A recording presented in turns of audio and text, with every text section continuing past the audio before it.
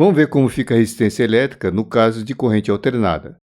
E para isso vamos ver primeiro o que é uma camada pelicular de corrente, que é uma camada onde a corrente se concentra na superfície do condutor e de uma forma não uniforme. Mas a gente pode fazer uma estimativa da resistência. Vamos ver como fazer isso. Vamos lá. Vamos considerar o caso de uma corrente alternada senoidal que flui paralela à superfície de um condutor plano. Sendo o eixo x um eixo perpendicular à superfície, cuja origem está na superfície e ela aponta para o interior do material, a gente tem que a intensidade da corrente ela diminui à medida que a gente vai para o interior do material, como nessa figura aqui. Esse envelope contendo o sinal, ele tem um comportamento exponencial. E para ela a gente pode escrever algo como isso aqui. Isso é apenas o envelope. Portanto, uma exponencial que diminui com x sobre delta, sendo o delta dado por essa fórmula, onde o F é a frequência, o μ0 uma constante e o μ a permeabilidade magnética relativa. Esse delta é chamado de espessura da camada pelicular, que é a espessura onde a corrente efetivamente existe na superfície plana do condutor.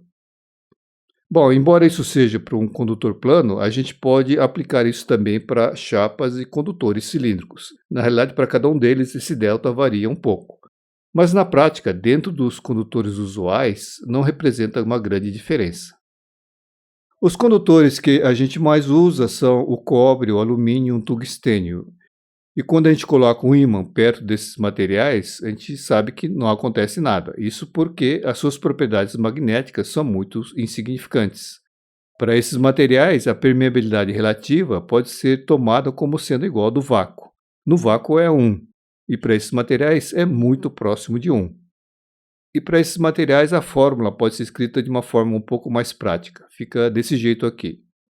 Portanto, quanto mais resistivo o material, mais espessa vai ser essa camada, e quanto maior a frequência num dado material, menor vai ser a espessura da camada contendo a corrente.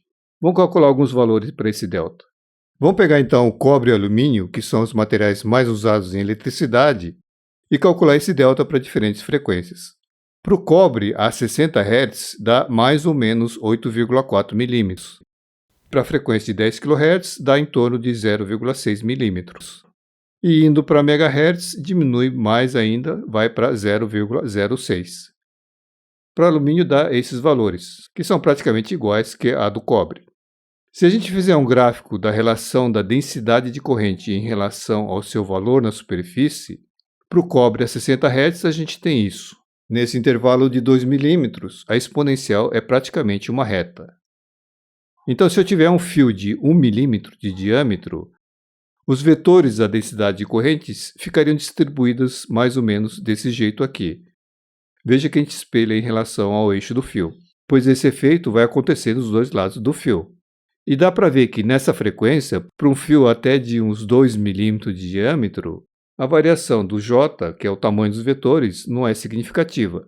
Ou seja, a densidade de corrente é praticamente uniforme na seção do fio. Agora veja o caso se a gente for para 10 kHz, que está dentro da faixa sonora. A curva vai dar isso. Então, se eu tiver um fio de 1 milímetro de diâmetro, a densidade da corrente dentro do fio vai ficar desse jeito. Vai ter um J na superfície e no eixo dela é praticamente a metade do que você tem na borda. Portanto, à medida que a frequência aumenta, o delta vai diminuindo e vai chegar a um limite onde a parte central do fio não vai conduzir corrente alguma. E como é que fica a resistência, então, nesse caso AC? A resistência vai depender da espessura da camada de J, que não é necessariamente o diâmetro do fio.